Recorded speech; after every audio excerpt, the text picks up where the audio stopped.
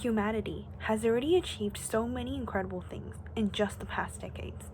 Think about the mobile phones you have with you at all times, the self-checkouts of supermarkets, online shopping platforms. We can now video call friends and families thousands of miles away using platforms such as FaceTime. When I was living by myself in the UK, I could not imagine how it would be possible to live without these platforms. A year without contacting your loved ones truly seemed impossible. We can now see worldwide famous tourist attractions just by a click of a button on the internet. Whether you are a fan of technology or not, we can't live a day without it. It's like we would just connect with the world around us. So I assume that most people would agree that technology has risen our overall standards of living. But let's move our vision to look at how technology affects businesses. Business automation is the adoption of a firm's production methods using machinery. Automation nowadays tend to replace only repetitive and predictable jobs, such as in call centers, where customers tend to ask very similar questions. This helps to bring a variety of benefits to firms. Speed up customer contact, increase their quality of service, as a robot does not get sick and can basically work 24 hours non-stop.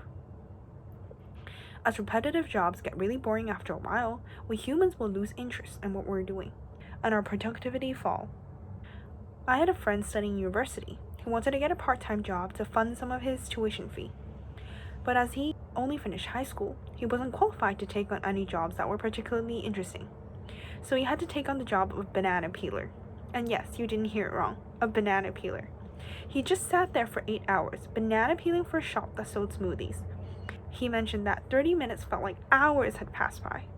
If you feel like 24 hours passed by really quickly, then maybe this is a job for you, because only robots with no emotions can handle these sort of jobs in the long term. If these jobs are replaced, firms will not have to worry about the workforce constantly changing and having to waste time and money on finding new workers. McKinsey Global Institute has stated that if automation adoption is in the midpoint of a range of scenarios, about 15% of the global workforce, or 400 million workers, will be displaced by 2030. About 8 to 9% of employees will work in categories that do not yet exist.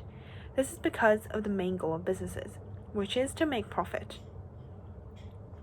In 1979, General Motors employed more than 800,000 workers whilst making $11 billion. In 2012, Google made $14 billion whilst only employing 58,000 people.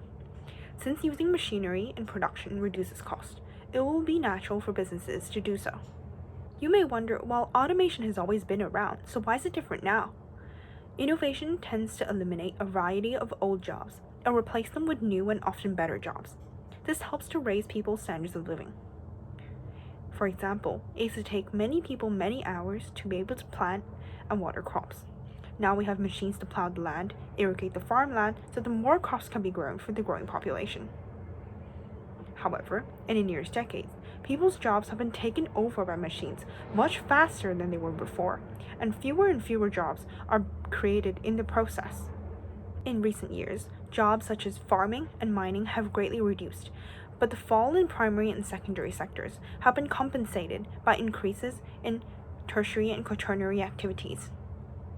Although we can see that this is true from Colin Clark's sector model of an economy, we don't know how long this trend rate of growth will maintain.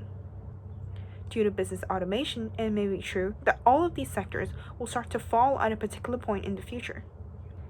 It is predicted in the future that at least 90% of automated systems will self-diagnose, self-correct, and self-repair, which means that the number of people needed to operate these systems would also be really low.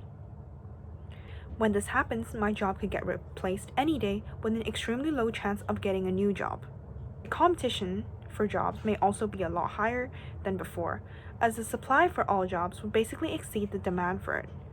Wages would be low, wage inequality would be at its worst when the time comes. Only the people that own these machines would be earning the highest incomes. Even though it may seem like the effect on any country's labor force is extremely problematic and unimaginable, it would be basically impossible for a whole entire economy to be automated, as robots will have to know what trends may emerge in society, know what and when to produce to earn the highest profits. These are things that are very difficult for any robots to deal with, as they don't interact with humans like we all do on a daily basis.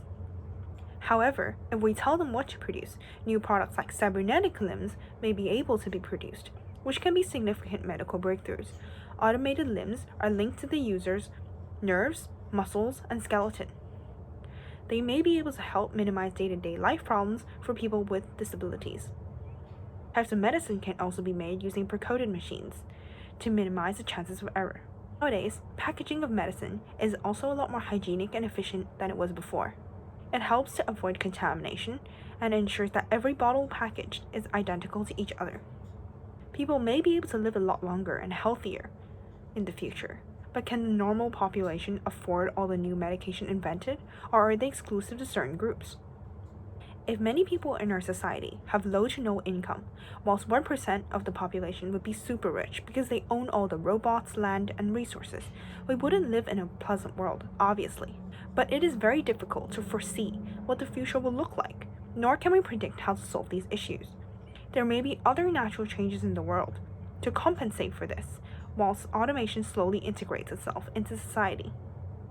In 2017, the UN predicted a decline in the global population growth rate from 1% in 2020 to 0.5% in 2050. With widespread sustained declines in fertility, the world population is likely to peak at 9.7 billion in 2064 and decline to 8.8 billion by 2100. The workforce will decline in numbers, so increased automation may come in handy to cope with our unlimited wants. But what if every business in the world was automated? A world where AIs are much more valuable than we are. What would the world look like? Imagine yourself walking into a workplace in 2070, the workplace where the most wealthy will work, the Silicon Valley. You and your colleagues have worked so hard to eliminate the jobs of others for the past 30 years, so that you are one of the very few left who are still needed in the economy. You see your colleagues drilling into the machines, replacing the parts, and recoding the errors.